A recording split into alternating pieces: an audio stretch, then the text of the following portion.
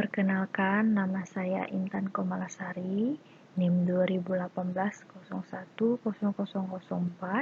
Saya dari Prodi Sistem Informasi, dosen pengampu Feradila Amalia Magister Komputer. Saya berasal dari STIMIK Bina Nusantara Jaya Lubuk Linggau. Baiklah, pada mata kuliah rekayasa perangkat lunak kali ini, saya akan mempresentasikan materi yang berjudul Pemeliharaan Perangkat Lunak. Pemeliharaan perangkat lunak. Tujuan dari perawatan piranti lunak adalah agar software dapat tetap mendukung bisnis yang terus berubah. Sedangkan fakta terkait maintenance, biaya untuk maintenance sebuah program adalah lebih atau sama dengan dari 40% dari biaya untuk mendevelop program tersebut. Memperbaiki sebuah defek memberi peluang 20% sampai dengan 50% munculnya defek yang lain. Software yang sukses pun tetap akan memerlukan maintenance. Software maintenance adalah proses perubahan sistem yang dilakukan setelah sistem tersebut di-deliver. Terdapat 3 tipe software maintenance. Yang pertama itu maintenance untuk memperbaiki kesalahan di dalam software. Yang kedua itu maintenance untuk meningkatkan adaptasi software terhadap lingkungan operasionalnya. Sedangkan yang ketiga yaitu maintenance untuk menambah dan memodifikasi fungsi sistem. Teknik pemeliharaan perangkat lunak. Ada 4 teknik dalam pemeliharaan perangkat lunak, yaitu yang pertama, corrective maintenance.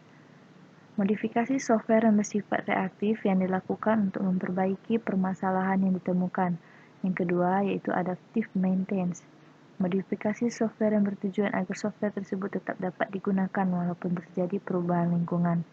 Yang ketiga, yaitu effective maintenance. Modifikasi software yang bertujuan meningkatkan performance atau maintainability. Yang keempat, yaitu preventive maintenance. Modifikasi software yang bertujuan untuk mendeteksi dan memperbaiki potensi-potensi kesalahan sebelum kesalahan tersebut benar-benar terjadi.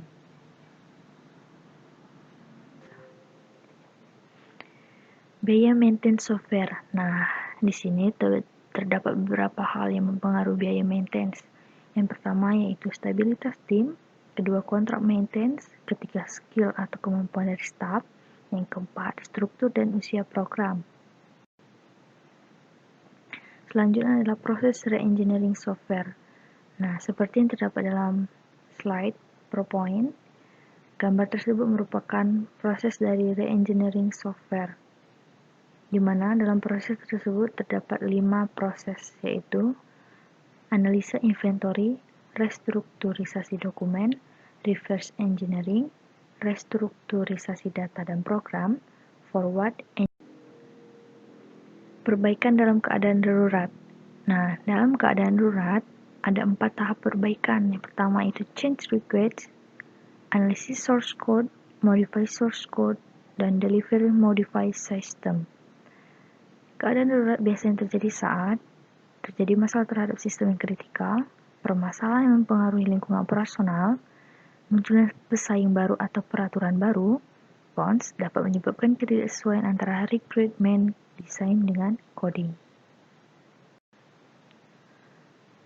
Forward engineering. Apa sih forward engineering itu? Forward engineering lebih kenal dalam istilah rekayasa ulang sebuah sistem. Namun, forward engineering juga merupakan istilah dari pembangunan database. Forward engineering adalah building proses dari high level model ke lower level model. Maksudnya, kita akan mengubah model database dari yang kompleks menjadi model yang lebih detail, di mana database yang berbentuk model akan kita tampilkan dalam bentuk kode. Nah, dalam forward engineering ada beberapa proses, yaitu pertama, system specification, design and implementation, dan maka terbentuklah sebuah sistem baru atau new system. Sedangkan kebalikan dari forward engineering adalah re-engineering. Re-engineering adalah proses menganalisis sistem subjek untuk mengidentifikasi sistem, komponen, dan antar hubungan mereka, dan menciptakan representasi sistem dalam bentuk lain atau tingkat abstraksi yang lebih tinggi. Dengan kata lain, reverse engineering itu ditujukan untuk memulihkan dan mencatat informasi tingkat tinggi tentang sebuah sistem. Sedangkan tahapan ataupun proses dalam re-engineering yaitu ada existing software system, selanjutnya understanding and transformation, dan re-engineering system.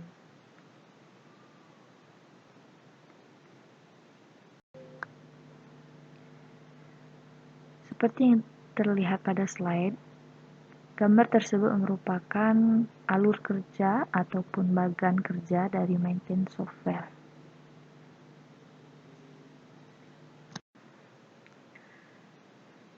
Hukum Lehman.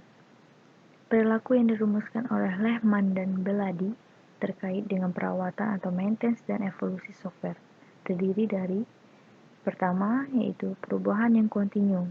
Sebuah software harus berubah agar tetap digunakan. Yang kedua, itu kompleksitas yang meningkat.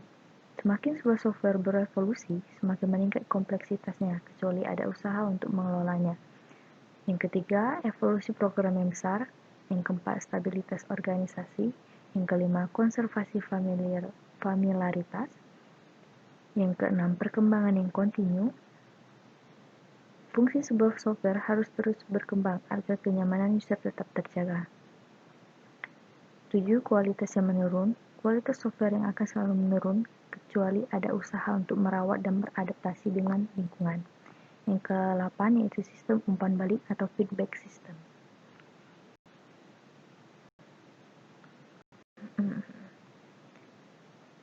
Pengukuran perawatan software.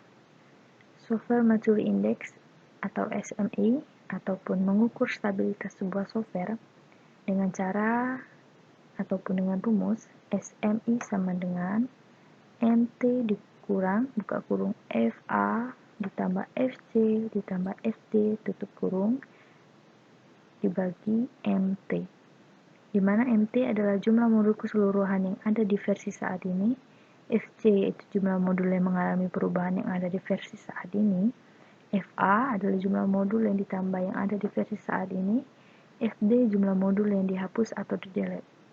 SMI mendekati nilai 1, maka software tersebut semakin stabil. Kode refaktor. Proses merubah source code. Tujuan dari kode refaktor adalah source kode lebih mudah dibaca, mengurangi kompleksitas, meningkatkan kemudahan maintenance. Contoh dari refactoring adalah merubah nama metode dan file menjadi nama yang lebih menggambarkan kegunaannya.